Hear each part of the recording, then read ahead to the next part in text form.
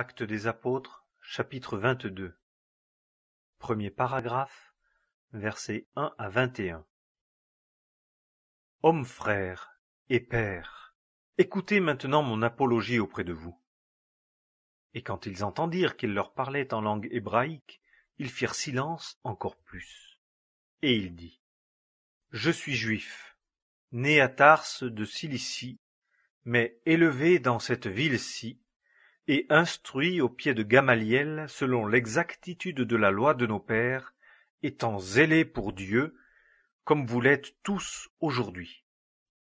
Et j'ai persécuté cette voie jusqu'à la mort, liant les hommes et les femmes, et les livrant pour être mis en prison, comme le souverain sacrificateur même m'en est témoin, et tout le corps des anciens, desquels aussi, ayant reçu des lettres pour les frères, j'allais à Damas, afin d'amener liés à Jérusalem ceux aussi qui se trouvaient là, pour qu'ils fussent punis.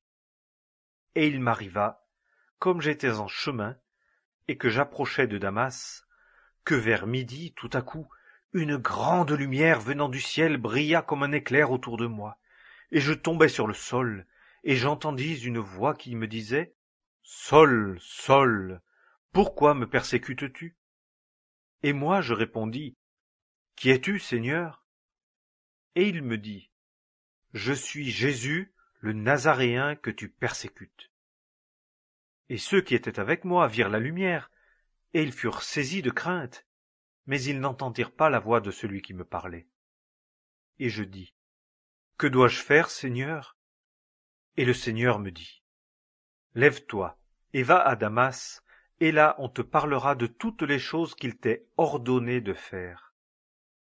Et comme je n'y voyais pas, à cause de la gloire de cette lumière, j'arrivai à Damas, ceux qui étaient avec moi me conduisant par la main.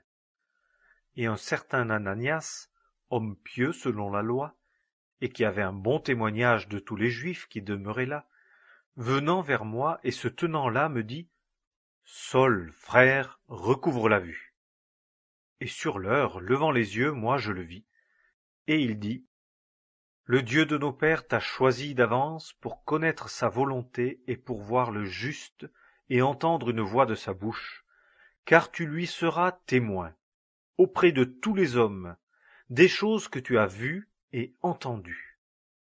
Et maintenant, que tardes-tu?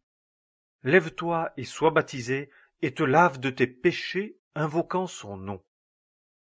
Or, quand je fus de retour à Jérusalem, comme je priais dans le temple, il m'arriva d'être en extase et de le voir me disant: Hâte-toi et sors au plus tôt de Jérusalem, parce qu'ils ne recevront pas ton témoignage à mon égard. Et moi je dis: Seigneur, ils savent que je mettais en prison et que je battais dans la synagogue ceux qui croient en toi. Et lorsque le sang d'Étienne, ton témoin, fut répandu, moi-même aussi j'étais présent et consentant, et je gardais les vêtements de ceux qui le tuaient. Et il me dit: Va, car je t'enverrai au loin vers les nations.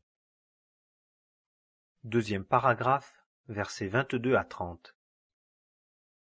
Et ils l'écoutèrent jusqu'à ce mot, et ils élevèrent leur voix, disant: Ôte de la terre un pareil homme, car il n'aurait pas dû vivre.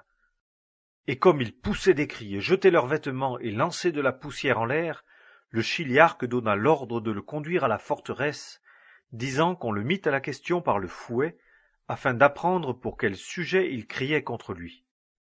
Mais quand ils l'eurent fait étendre avec les courroies, Paul dit au centurion qui était près de lui: Vous est-il permis de fouetter un homme qui est romain et qui n'est pas condamné?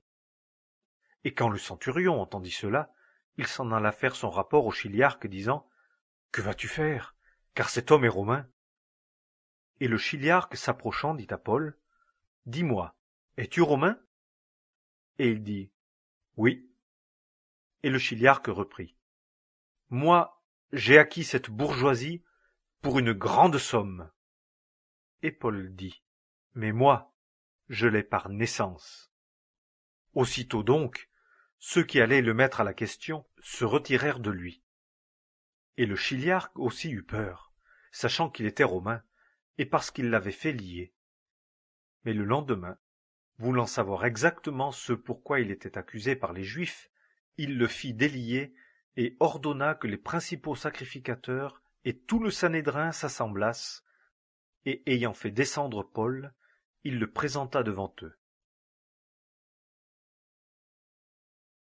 Actes des Apôtres.